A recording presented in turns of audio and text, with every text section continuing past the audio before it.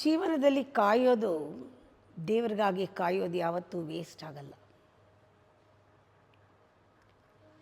ನಾವು ನಿಜವಾಗ್ಲೂ ಒಂದು ದಿಕ್ಕಲ್ಲಿ ಹೋಗ್ತಾ ಇದ್ದರೆ ನಮ್ಮ ಕತೆ ಬರೆಯೋದು ಅವನೇ.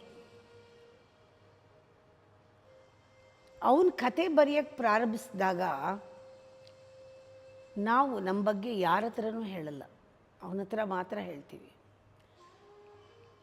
ಯಾರ ಹತ್ರನೂ ನೀನು ಹೇಗಿದೆಯಾ ಅಂತ ಹೇಳಲ್ಲ, ಏನೂ ಅವಶ್ಯಕತೆ ಇಲ್ಲ ಹೇಳೋದು.